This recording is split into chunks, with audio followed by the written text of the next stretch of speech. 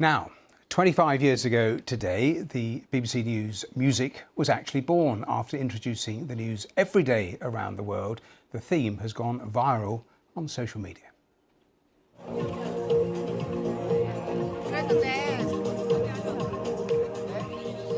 Well, it has gone viral, including that footage found on X of dancer Colville Cuffy dancing to the jingle in London's Leicester Square. Well, I'm delighted to say the theme's composer, David Lowe, joins me live on the programme from his studio. David, great to have you on the programme. So 25 years ago, I mean, let's start. Can you believe it has been that long and it is still going?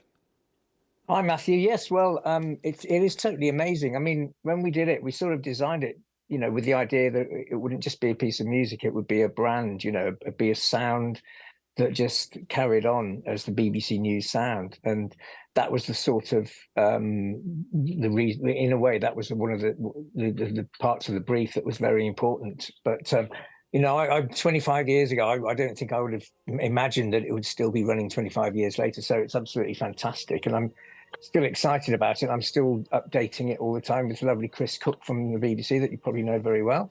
We're always looking at new ways of doing it and different varieties of it. So yeah, it's really brilliant. I'll come back to that final thought in a moment, but let's rewind, because it made me smile, because I read that you said to our producer you were shortlisted for the interview, you got the job, and the brief was completely different when you actually started.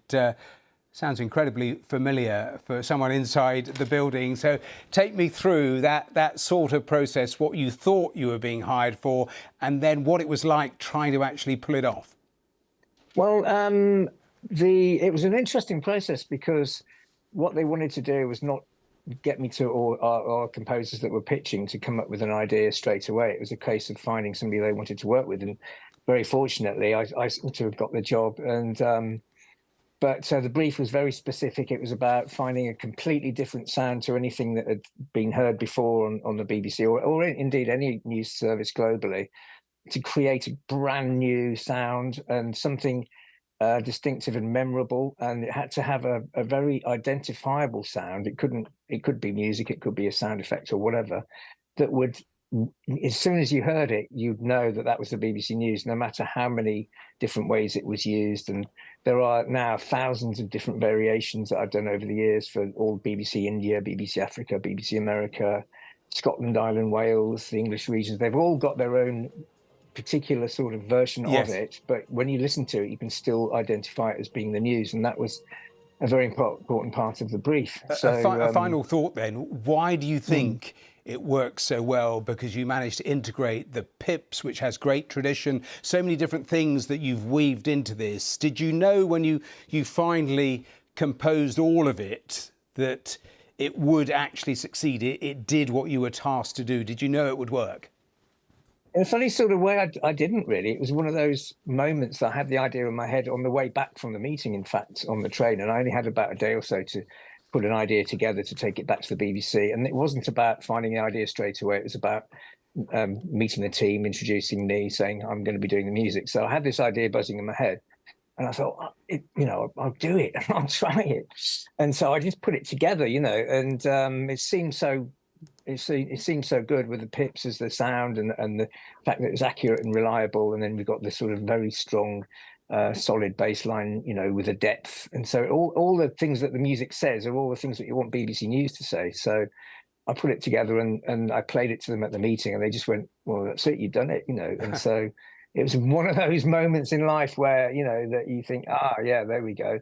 Well, listen, David, I wish we had longer, but congratulations, it is still going. And just looking at the clock, we've only got about 2.5 minutes till we play it again. So, David Lowe, thanks so much for talking to us live there from Oxfordshire. Well, I'm back with all the headlines here in just a moment or two.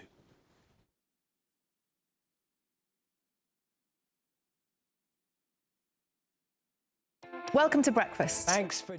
Ready for a lively debate? Sometimes our panellists agree, and sometimes they don't. There's people with a lot to say, and others who just say enough.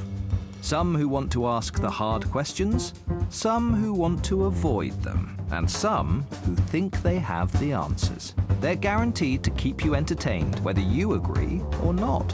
Politics Live with Joe Coburn. Watch on BBC iPlayer.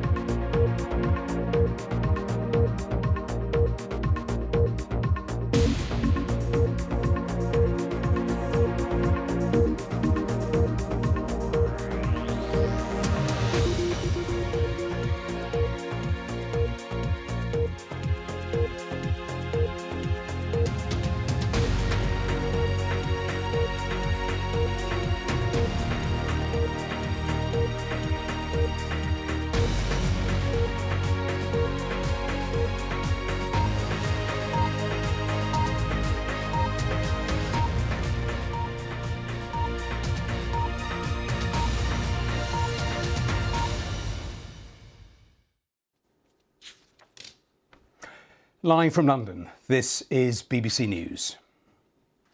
So Keir Starmer says if Labour wins power at the next general election, there'll be no flights taking asylum seekers to Rwanda as he unveils his rival plan. A BBC investigation tracks down one of Europe's most wanted criminals known as the Scorpion, who's admitted trafficking thousands of people to the continent. Fierce fighting in Ukraine's Kharkiv region as Russia launches a surprise attack. And the Netherlands' entrant for the Eurovision Song Contest is reportedly stopped from rehearsing by organisers. We'll be live in Malmo with the very latest.